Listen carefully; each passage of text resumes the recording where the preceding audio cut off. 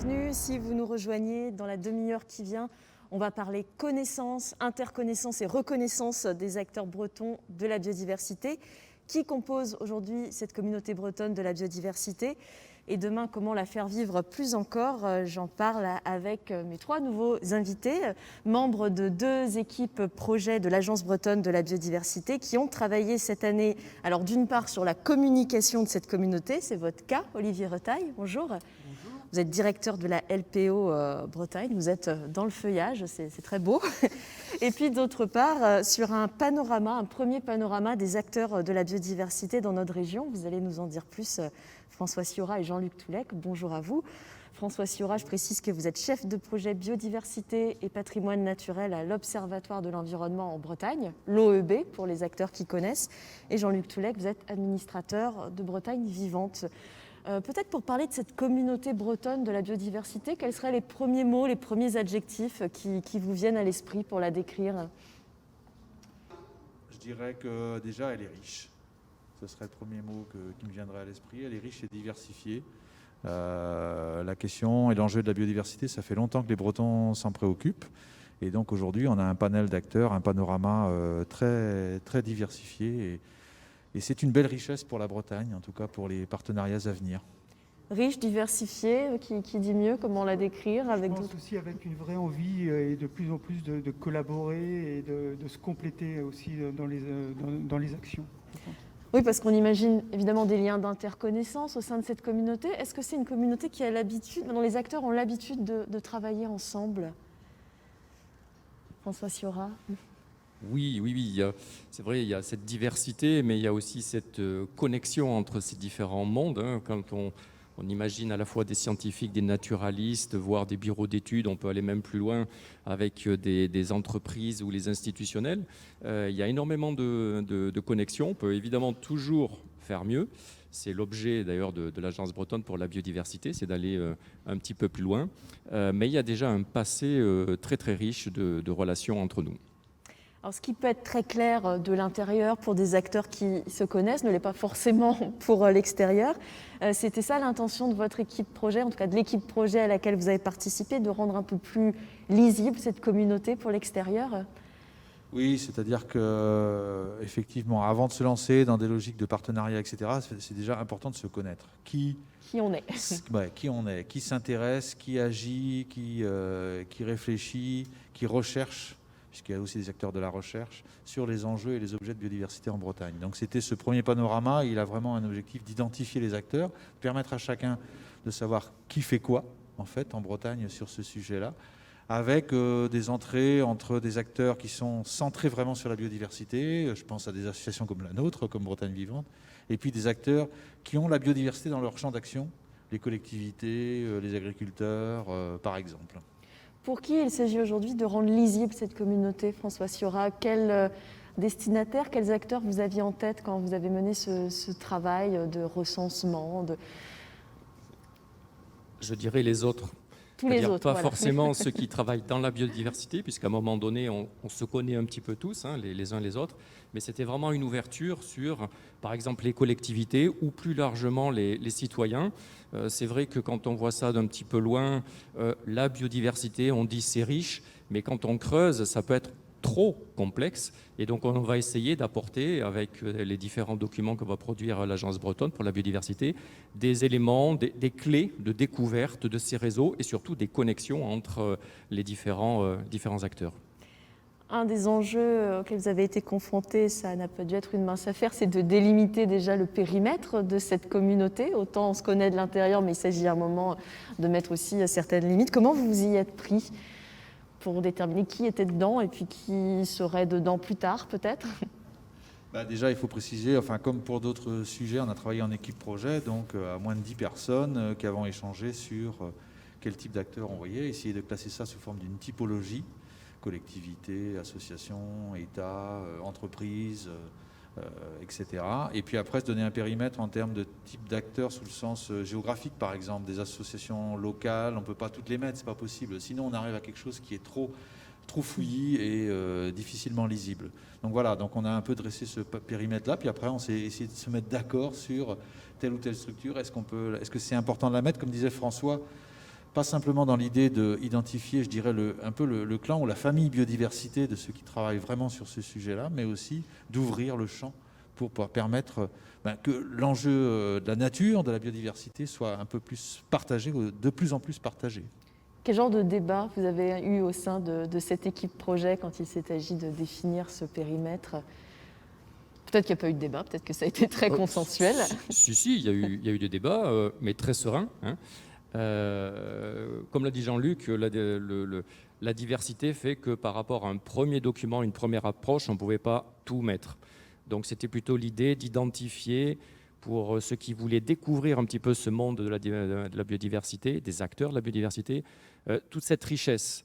Donc vous présenterez, d'ailleurs il est à l'écran là, le visuel. Déjà, le visuel montre qu'il y a une diversité. Alors, on le voit dans le paysage, mais derrière, on voit bien les acteurs qui sont là. On a essayé de pas oublier les grands domaines, les grands types d'acteurs. Mais ce n'est qu'une première version. Il va y avoir une deuxième version en fonction des retours des gens qui verront ce visuel. Il y en a forcément qui ne seront pas satisfaits. Moi, on m'a oublié, donc on verra comment ensuite pouvoir les incorporer dans une V2. Et puis, on imagine d'autres types de produits qui seront ciblés sur différents domaines d'activité de la biodiversité. On peut penser à la recherche, on peut penser au monde agricole. On fera en fonction un petit peu des besoins de mise en évidence des secteurs les plus prégnants en termes d'acteurs sur la biodiversité. Oui, d'ailleurs, on a un petit sondage à vous proposer si vous êtes connecté à Klaxoon. Maud Bernard va vous envoyer un sondage justement pour nous dire quel recensement thématique tel que les présente François Ciora pourrait vous être utile comme déclinaison thématique de ce premier aperçu. On parlait des premiers retours. Olivier Retailleau, vous avez travaillé dans une autre équipe projet, donc vous avez un regard un peu extérieur sur ce premier aperçu des acteurs de la biodiversité en Bretagne. Vous avez pu en prendre connaissance, j'imagine. Qu'est-ce que vous en pensez de ce dessin, de cette liste?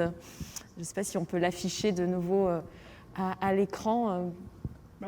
Ça rejoint un peu ce qu'on disait depuis le début. C'est vrai que comme il y a cette variété, cette richesse des acteurs liés à la biodiversité en Bretagne, c'est assez précieux d'avoir au moins ce premier outil pour avoir ce panorama et essayer de pouvoir se repérer très facilement. Et puis, c'est quelque chose qui va effectivement rester vivant et bouger avec le temps. Mais au moins, on a un endroit où on sait, où on peut désormais aller chercher l'info qui nous intéresse, quoi. Oui, donc si on tape d'ailleurs dans son navigateur de recherche acteur biodiversité Bretagne, on tombe normalement sur ce travail qui est le vôtre. Bravo à vous. J'aimerais qu'on dise un petit mot sur le dessin, parce que j'imagine que vous avez eu aussi des discussions sur la forme à donner une fois que vous aviez la liste. Le dessin, ça s'est imposé tout de suite? Le dessin, l'idée, c'était au départ de, pourquoi pas, placer les acteurs dessus, essayer de montrer les interactions, mais ça aurait été trop compliqué. Donc on est resté sur un dessin qui, en gros, représente les différents milieux de la Bretagne. Et c'est marrant parce que le premier dessin qui nous avait été proposé, il y avait très peu finalement d'espace agricole et d'espace urbain. Et on a dit, c'est quand même pas tout à fait représentatif de la Bretagne que de mettre, c'est super beau, des espaces naturels, les monts d'arrêt, etc. Voilà, magnifique. Je viens des monts d'arrêt, je dirais pas le contraire, mais un petit peu bucolique, quoi. Ouais, c'était pas tout à fait représentatif quand même de la réalité. Donc c'est pour ça qu'aujourd'hui il y a un grand champ de maïs, voilà, ça veut pas, qu'il y a aussi une ville, parce que c'est aussi la réalité et la nécessité du coup de travailler ensemble avec l'ensemble des acteurs concernant ces différents milieux et ces interactions dans les milieux sur l'ensemble de la région. Le fait que ce soit une île, ça peut être aussi critiquable parce que la Bretagne n'est pas une île, on est relié quand même aussi au continent. On est relié à d'autres territoires, mais voilà, il faut bien arriver à un compromis et voilà, c'est celui-là qui nous paraît intéressant.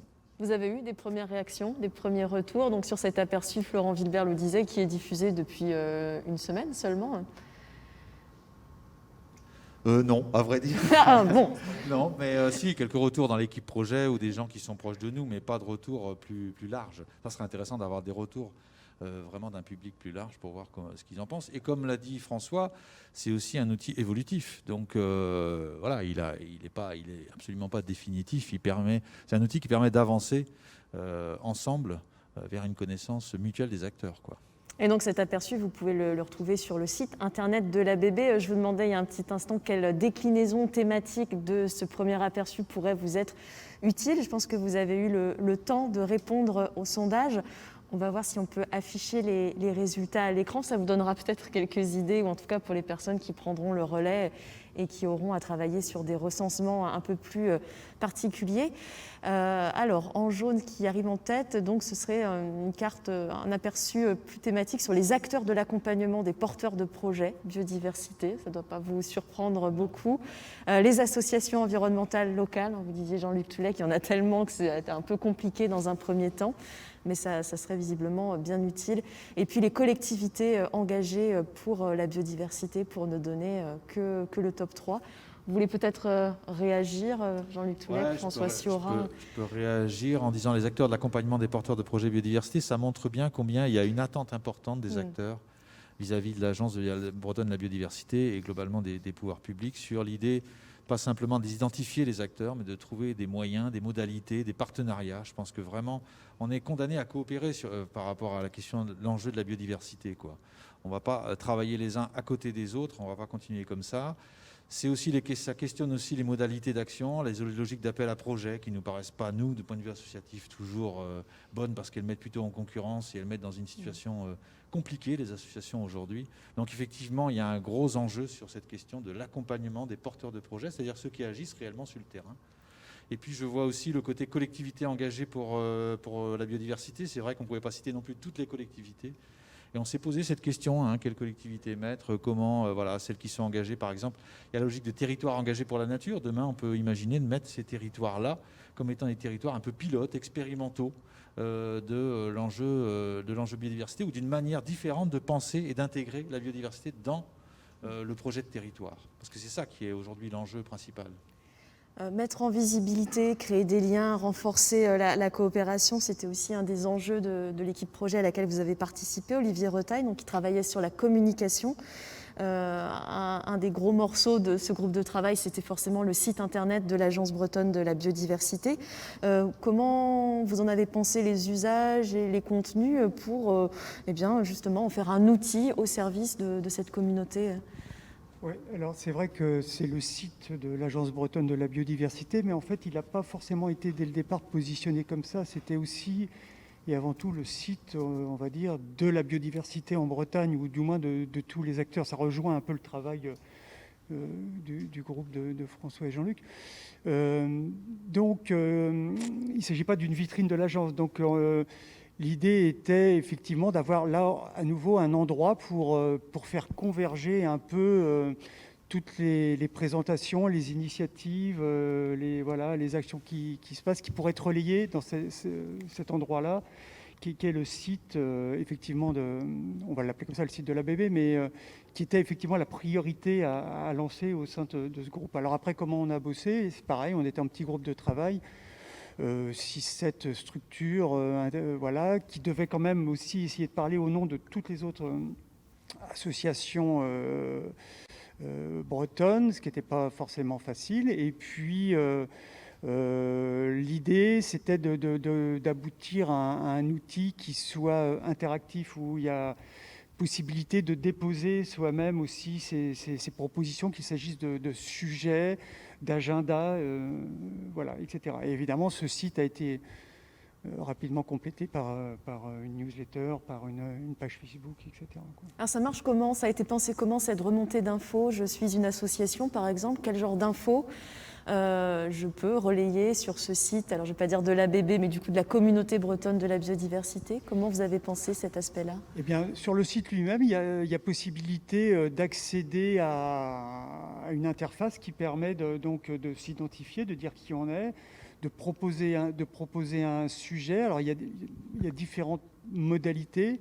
On peut, l'équipe com de l'ABB peut prendre en charge un sujet et le traiter par elle-même, faire son reportage. On peut aussi livrer un sujet clé en main qu'on aura pu rédiger avec texte et photo, on va dire. Ou alors le site de l'ABB peut aussi relayer des articles qui sont hébergés sur les sites propres des associations, par exemple, ce qui permet aussi d'augmenter dans les moteurs de recherche la visibilité de tout ça. Donc ça, c'est pour, on va dire, du contenu éditorial. Quel genre de contenu éditorial d'ailleurs? Est-ce qu'il y a une ligne particulière ou est-ce que c'est vraiment tout type d'infos, tout type d'événements? Non, c'est forcément un peu resserré ou du moins réanglé. Le rôle de l'agence, c'est quand même de s'adresser avant tout aux décideurs, donc qu'ils soient publics ou privés. Donc on n'est pas forcément sur des sujets qui vont forcément s'adresser au grand public. Donc il faut essayer d'avoir de ne pas perdre un peu cet angle-là de vue. Et c'est aussi valable pour la partie agenda où on peut de la même manière déposer nos rendez-vous à venir, là aussi avec une priorité à cette cible décideur. Alors je ne sais pas si cette question a été tranchée, mais qui aujourd'hui peut faire remonter ces infos? Est-ce qu'on est vraiment au sein de la communauté telle qu'elle a été délimitée par le travail de l'aperçu? Est-ce que c'est plus large ou est-ce que... Non, c'est plus large. Le fait de déposer ne veut pas dire systématiquement que ça va être lu, pris en charge, validé par l'équipe communication. Donc on peut déposer sans problème. C'est son contenu, quoi. Il n'y a aucun souci, c'est assez large. C'est d'ailleurs ce qui nous posait problème. On était un petit groupe de travail où on devait aussi discuter au nom de toutes les autres structures en disant bon sang, qui on est pour pouvoir parler au nom de tout le monde. C'est difficile, on voit bien qu'on est... C'est quelque chose qui n'est pas facile à tenir, donc on se disait qu'il faudrait quand même demander aux autres. Et je pense que du coup, vu que c'est ouvert, l'usage va faire que à chacun maintenant de s'approprier cet outil-là. J'imagine qu'il y a un intérêt de visibilité pour beaucoup d'associations qui, par exemple, n'ont pas de site internet. Oui, c'est le cas de la LPO Bretagne. On est tout jeune, donc on n'a encore pas notre site internet, on y travaille. Donc oui, c'est un relais qui n'est pas neutre. Visibilité, mais j'ai envie de dire que la communication, c'est déjà aussi une première action de sensibilisation. Hein. Donc, et je sais qu'à la LPO, et je pense que c'est unanimement partagé par les partenaires, la sensibilisation, c'est sans doute aussi la meilleure des actions de préservation aussi de la biodiversité. Donc cet enjeu de communication est extrêmement précieux. Ouais. Donc le site a le mérite d'exister pour tout le monde, quoi. Alors la communication, disons-le franchement, c'est souvent ce qu'on laisse pour quand on a le temps, et généralement on n'a pas le temps. C'est pas toujours le fort, notamment des acteurs associatifs qui ont plein d'autres choses à faire. Vous, quel intérêt vous avez trouvé à participer à cette équipe projet sur cet enjeu vraiment de la communication? Je ne sais pas si vous y étiez familier d'ailleurs de ces questions. Moi, je viens de la communication, donc dans une autre vie. Mais oui, c'est vrai que la communication, après les années difficiles, souvent c'est le premier budget qu'on sabre dans les entreprises ou les grosses structures. On dit la communication, ça attendra. Non, c'était extrêmement important, notamment une fois de plus sur cet aspect sensibilisation. Et le fait de travailler à ça nous a permis à nous aussi de mieux se connaître quelque part. C'est aussi l'avantage d'avoir cet endroit dédié et unique. C'est que pendant ce groupe de travail a permis de faire connaissance, de voir comment chacun envisageait cette approche avec souvent les moyens du bord, effectivement, hein, donc c'est pas facile.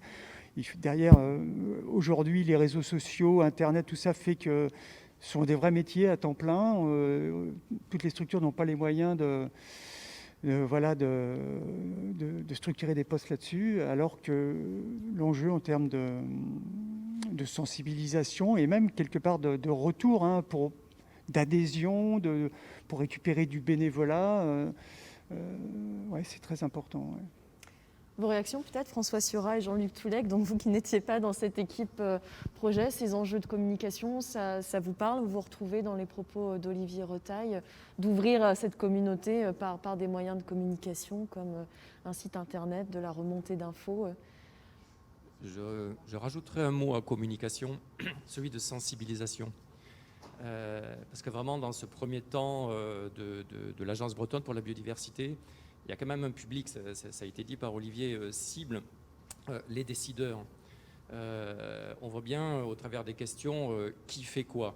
Donc on est sur le terrain, on veut agir, il faut trouver la bonne personne, le bon réseau pour mieux développer ces actions.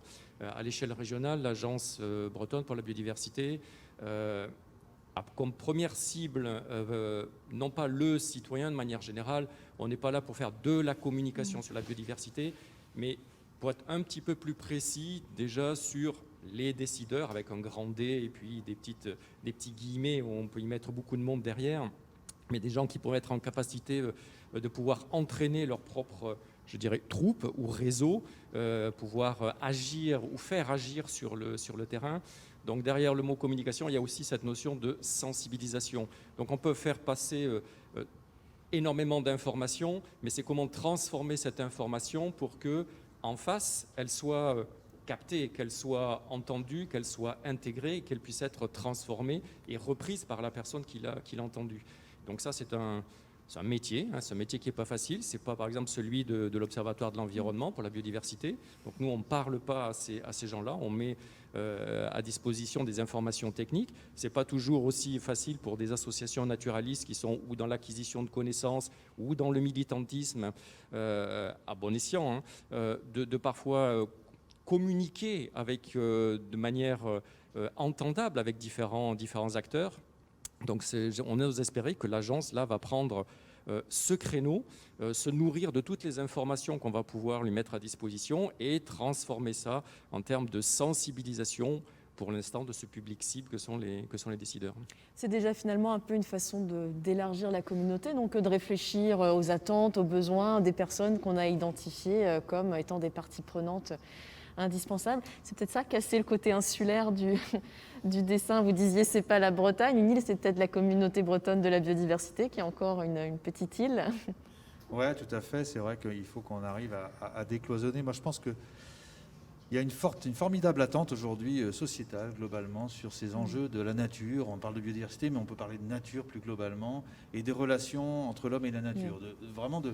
D'essayer d'imbriquer davantage la place de l'homme, qui est aussi un être vivant, dans ce monde vivant, quoi. Je pense qu'il y a un formidable enjeu là-dessus et que la Bretagne a une formidable opportunité, a une formidable richesse d'acteurs pour initier des choses dans ce sujet-là. Donc je pense que la communication, la valorisation, la sensibilisation, c'est aussi aider les porteurs de projets, aider les porteurs d'actions, aider les initiatives, valoriser les initiatives qui existent dans les territoires et qui ont un caractère un peu exigeant, c'est-à-dire qui visent aussi à transformer notre manière de penser dans les territoires, dans l'action, le vivant, quoi, et la place du vivant. Je pense ici aux espaces agricoles, je pense aux espaces urbains, je pense à tous les espaces finalement, y compris à la forêt, à la naturalité, comment on retrouve des espaces d'îlots de nature où on laisse la nature en libre évolution. On y réfléchit, nous par exemple, en ce moment. Bon voilà, des projets qui germent dans les esprits. Comment l'agence, comment les acteurs, comment la communauté d'acteurs peut permettre d'offrir des ressources, de valoriser tout ça pour aider l'initiative locale. Je pense que c'est vraiment essentiel qu'on parte, qu'il y a des réflexions régionales, puis après il y a les gens qui ont envie et qui font sur le terrain, et qu'on puisse vraiment mettre tout ça en commun et favoriser la coopération. On ne s'en sortira pas si on ne travaille pas ensemble, si on n'agit pas ensemble. Vraiment, c'est essentiel, quoi. Et tout ça passe au départ par souvent un changement de regard où il faut offrir aux gens la capacité aujourd'hui à porter un regard peut-être plus juste et plus sensible justement sur cette nature qui nous entoure, qui est quotidienne. Et une fois que ce déclic-là est fait, et je pense que notre rôle à nous, c'est de permettre ce changement de regard, si besoin il y a. Le déclic, après, ce changement est permanent, c'est intégré, et on s'aperçoit que notre rapport quotidien à cette nature qui nous entoure devient tout autre, et on passe plus un petit peu à la fois dans la contemplation et dans l'action plus facilement, quoi.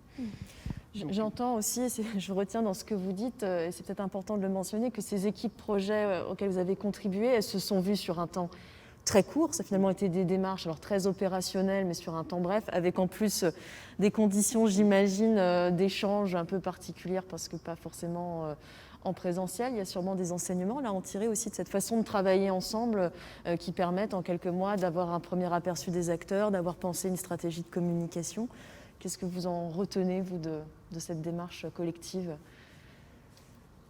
Ouais, c'est une proposition de Florent, le directeur de l'ABB, de fonctionner comme ça.